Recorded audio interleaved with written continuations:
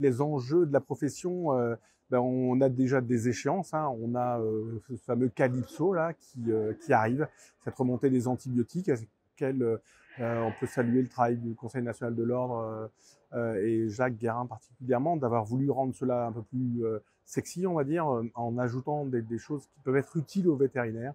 Il y a eu des groupes de travail organisés par l'ordre de veto et dans chaque filière, on va dire, et dont les vétos-équins, et en faisant ressortir les sujets qui étaient importants. Pour les vétos-équins, le sujet le plus important, c'est l'exclusion de la filière bouchère, parce que c'est compliqué, il faut le faire à la main, un par un sur le site de l'IFCE, il faut se connecter.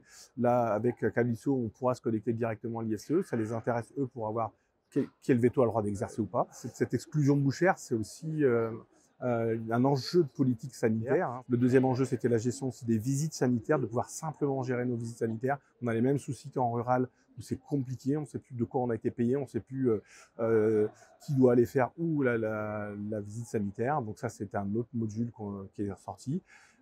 Et puis après, les lieux de détention et tout ça. Et je suis un peu inquiet parce que le retour de l'IFCE tout récemment, c'était de dire l'exclusion, ça va être un deuxième, voire un peu plus loin sujet. Alors qu'ils ont des moyens financiers qui veulent mettre plus, eux, sur la gestion des lieux de détention que sur les choses qui peuvent passer par Calypso, que ce soit surtout cette exclusion bouchère qu'on réclame simplifiée et la gestion des vies sanitaires. Ça, le fait que c'est repoussé, ça nous inquiète quand même beaucoup sur le sujet Calypso. Les autres enjeux qui arrivent, c'est la délégation d'actes. Ça, c'est un sujet, c'est le serpent de mer de la profession vétérinaire. Les retours terrain sont conformes à ce qui avait été établi. Et puis maintenant, on sent de la frilosité. Alors c'est sûr que nous, on aimerait emmener nos ASV sur le terrain pour pouvoir nous aider voilà, à avoir une meilleure présence et une meilleure qualité de soins. Ça fait peur à d'autres filières, hein. On peut s'imaginer c'est compréhensible d'avoir des ASV qui partent sur le terrain sans veto.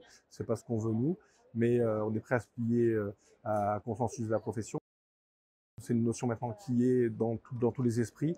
Là maintenant, on veut faire du concret. Laurent Mangold, vice-président et référent antibio-équine en France, va aller à la DGS la semaine prochaine pour présenter des choses concrètes de terrain. Parce que le veto, il est au centre de où on est, enfin, entre les animaux et la médecine humaine. Les médecins humains sont plus ou moins frileux, il y a des initiatives locales, mais nous, on veut du concret, montrer que le veto, il est vraiment sa place au milieu du processus. Donc voilà, après, il y a forcément les groupes aussi. C'est la première fois qu'on a un groupe qui est partenaire sur nos éditions. On a fait une belle édition à Roissy, dont les pièces sont disponibles. Donc, c'est des sujets qui nous importent. On pense qu'il y a une place pour tout le monde. Voilà. Après, c'est des décisions à prendre individuelles. Dans les choses, on va dire plus anecdotiques, mais gros travail de la commission bien-être et comportement, sous l'égide de Vincent Bourreau avec Sarah Prado et Amélie Virvial, de sortir un modèle de certificat d'engagement et de capacité, dont on parle beaucoup avec la loi protection animale, issue des propositions de Loïc Dombreval. Donc pour l'instant, en équine, il n'y a que les vétos qui peuvent délivrer ce certificat. Donc nous, on a fait un modèle de certificat, on a fait un référentiel, une quinzaine de pages qui évolue, qu'on a soumis à l'IFCE, qu'on a soumis à la chaire de bien-être animal de l'école de Lyon, qui doit rapporter des projets à la DGL. On a une validation, on va dire orale ou informelle.